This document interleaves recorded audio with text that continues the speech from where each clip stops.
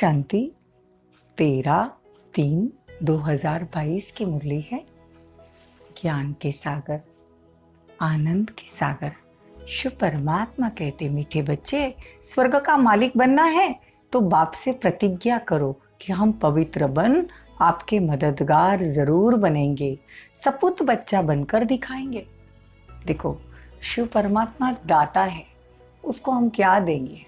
बाबा कहते सिर्फ आप पवित्रता की मदद करो। भगवान को हम पवित्रता की मदद देंगे तो भारत स्वर्ग बन जाएगा। प्रश्न है, किनों का हिसाब किताब चुक्त कराने के लिए पिछाड़ी में ट्रिब्यूनल बैठती है, जो क्रोध में आकर बॉम्ब आदि बनाते हैं, कितनों की मौत कर देते हैं, उन पर केस कौन करे? इसीलिए फिर पिछाड़ी में उन पर ट्रिब्यूनल बैठती है, जब सब अपना अपना हिसाब किताब चुक्त कर वापस जाते हैं। ये जो बॉम्ब आदि फेंकते हैं, उनको ऐसा लगता है कि हमारे पर कौन केस करेगा, लेकिन बाबा कहते हैं उनको भी सजाएं मिलती है। विष्णुपुरी में जाने के लायक कौन बनते हैं? जो इस पुरानी दुनिया में रहते भी इससे अपनी दिल नहीं लगाते। बुद्धि में रहता है अब हम नई दुनिया में जाएंगे, इसलिए पवित्र जरूर बनना है। विष्णुपुरी में जाने के लिए पढ़ाई पढ़नी है। पढ़ाई ही विष्णुपुरी में जाने के लिए लायक बनाती है। तुम पढ़ते इस जन्म में हो, पढ़ाई का पद दूसरे जन्म में मिलता है। ऐसी कभी पढ़ाई देखी है? हम जो भी पढ़ाई करते तो इसी जन्म में फल मिलता है। बाबा कहते हैं ये जो पढ़ाई, ये जो मुरली रोज सुनते हैं, इसका अगले जन्म में तुमको एवजा मिलता है, मतलब फल मिलता है। गीत है, तुम ही हो माता। ओम शांति। महिमा गाते हैं बेहद के बाप की, क्योंकि बेहद का बाप बेहद की शांति और सुख का वर्षा देता है। भक्ति मार्ग में पुकारते भी है ना, बाबा आओ, आकर हमें सुख और शांति दो। भारतवासी 21 जन्म सुखधाम में रहते थे, बाकी जो आत्माएं हैं वो शांति धाम में रहती थी। बाबा तो हमको 2 परसे देते, एक सुख और एक शांति। यहाँ तो दुख है ना, यहाँ तो कोई सुख है नहीं। बाबा तो देखो खिवैया बनकर हमको विषय सागर से क्षीर सागर में ले जाते हैं। बच्चे जानते हैं बाप ही पहले शांति धाम में ले जाएंगे, क्योंकि अब टाइम पूरा होता है। यह है बेहद का खेल। इसमें उच्च ते उच्च मुख्य क्रिएटर, डायरेक्टर, मुख्य एक्टर कौन है? ऊंच ते ऊंच भगवान शिव बाबा ही मुख्य क्रिएटर, डायरेक्टर, एक्टर है। देखो, आत्मा खुद कहती है, जब मैं सुखधाम में थी तो शरीर भी सतो प्रधान था।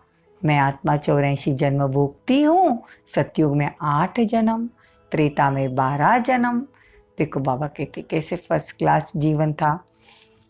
अब देखो आत्माओं से बाबा बात करते ना, अभी कहते हैं देखो आत्मा पतित बन गई है। बाबा कहते हैं आत्मा जब थक जाती है तो शरीर से काम लेकर थक जाती है, तो क्या कहती है, अभी मैं विश्राम करती हूँ। मतलब आत्मा और शरीर दोनों अलग चीज है।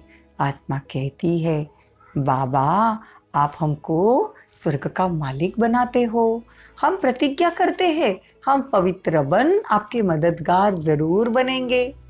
बाबा का बच्चा जो ओबीडियंट रहते हैं उन्हें सपूत कहा जाता है, और कपूत को तो वर्षा मिल न सके। लौकिक पिता को भी 2 बच्चे होते, एक कपूत एक सपूत। जो बाप का सुनता है वो सपूत, जो नहीं सुनता है वो कपूत। तो बाबा कहते हैं भले मित्र संबंधी आदि को देखते हैं, परंतु बुद्धि में यह है कि हम बाप दादा के बने हैं। वो बाप, यह दादा बैठे हैं। बाबा कहते हैं यहाँ तो गर्भ जेल में देखो कितनी सजाएं खाते हैं। सतयुग में तो जेल ही नहीं, वहाँ कोई पाप ही नहीं होता, क्योंकि वहाँ रावण ही नहीं, इसीलिए वहाँ गर्भ महल कहा जाता है। जैसे पीपल के पत्ते पर कृष्ण को दिखाते हैं, वो भी गर्भ जैसे क्षीर सागर है। देखो बाबा कहते हैं वहां पे बच्चा रहता है तो भी गर्भ महल की तरह, महल में पेट में भी बच्चा है तो भी महल की तरह रहता है। बाप कहते हैं मैं इस पतित दुनिया का मुसाफिर हूँ, क्योंकि पतित बुलाते हैं कि आकर पावन बनाओ। देखो बाबा मुसाफिर भी पतित दुनिया का है। तो बाबा कहते बुलाते भी पतित लोग हैं मुझे, तो मैं यहाँ का मुसाफिर हूँ। मुझे अपना परम धाम छोड़ पतित दुनिया, पतित शरीर में आना पड़ता है। यहाँ तो पावन शरीर नहीं है, यह तो जानते हो ना। जो अच्छे कर्म करते हैं वो अच्छे कुल में जन्म लेते हैं, बुरे कर्म करने वाले बुरे कुल में जन्म लेते हैं। अब तुम पवित्र बन रहे हो, पहले पहले तुम विष्णु कुल में जन्म लेते हो, तुम मनुष्य से देवता बनते हो। आदि सनातन धर्म किसने स्थापन किया यह कोई नहीं जानते। शास्त्र में भी कहाँ लिखा है कि आदि सनातन देवी देवता स्वयं परमात्मा स्थापन करते हैं। अब जो बाप द्वारा ब्राह्मण बनेंगे वही देवता बनते हैं। स्वर्ग का नाम ही कितना अच्छा है। देवी देवता जब वाम मार्ग में जाते तो वो खुद पुजारी बन जाते हैं। सोमनाथ का मंदिर भी देखो कितना बड़ा बनाया, कोई साहूकारी होगा ना जो इतना बड़ा मंदिर बनाया। मोहम्मद गजनवी उसको 18 बार लूट कर गया। तो बाबा कहते अगर द्वापर में इतना हीरा सोना था तो सतयुग में कितना होगा। बाबा कहते ये रूहानी यात्रा है, बाप सभी आत्माओं को अपने शांति धाम में ले जाते हैं। अभी तुम बच्चों को बाप विष्णुपुरी में ले जाने के लायक बना रहे हैं। बाप आते ही है सेवा करने, अंडरलाइन। बाबा हमारी सेवा करने आता है। संगम युग जो अब भी चल रहा है कितना कल्याणकारी युग है। स्वयं भगवान बच्चों की सेवा में हाजिर हो जाते हैं। बाप कहते इस दुनिया, पुरानी दुनिया में कोई से दिल नहीं लगानी, अब जाना है नई दुनिया में। हम आत्माएं सब ब्रदर्स है। बाबा कहते तुम सतयुग में कितने पवित्र थे, उसको कहा ही जाता है पवित्र दुनिया। यहाँ तो 5-7 बच्चे भी पेट चीर कर निकालते हैं। सतयुग में ये लॉ नहीं है। जब समय होता है तो दोनों को साक्षात्कार होगा कि अब बच्चा होने वाला है, उसको कहा ही जाता है योग बल। बड़ी समझने की बातें हैं। सतयुग में बच्चा भी पैदा होने वाला है तो योग बल से, पवित्रता के बल से प्राप्त होता है। इसीलिए आज भी कलयुग में एक पंछी ऐसा है जो आज भी पवित्रता के बल से अपना बच्चा पैदा करता है। वो दुनिया वाले पूछते हैं भगवान से अपवित्रता बिगड़ तो बच्चे पैदा नहीं हो सकते, लेकिन बाबा कहते मैंने आज भी वो पंछी रखा है।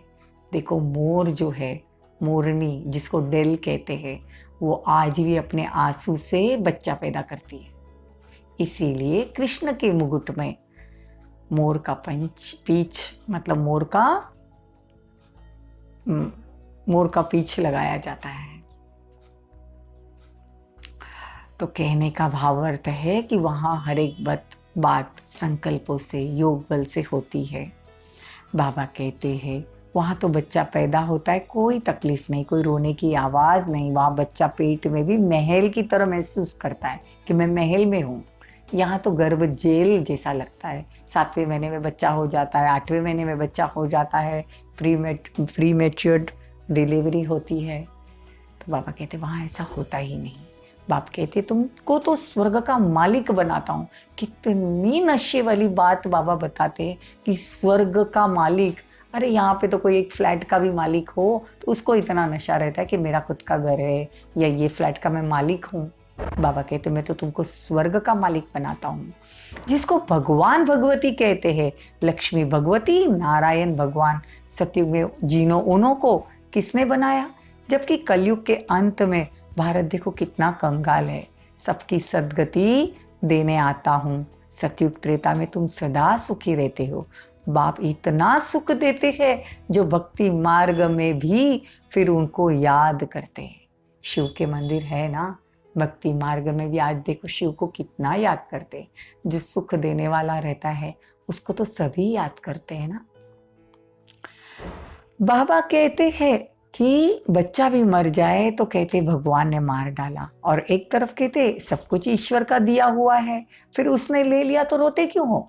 बाबा कहते हैं अगर मैंने दिया तो रोते क्यों। लेकिन बाबा कभी किसी को दुख देते नहीं है। फिर बाबा कहते सतयुग में मोह होता ही नहीं। वहाँ तो कोई शरीर भी छोड़ने का टाइम होता है तो उसको साक्षात्कार हो जाता है कि अभी हम छोटा बच्चा बन जाऊंगा, अच्छा शरीर मिलेगा। यहाँ पे तो देखो बड़ा शरीर 100 साल की उम्र वाला भी गया तो रोते हैं। स्त्री का कब, वहां स्त्री कभी विधवा नहीं बनती।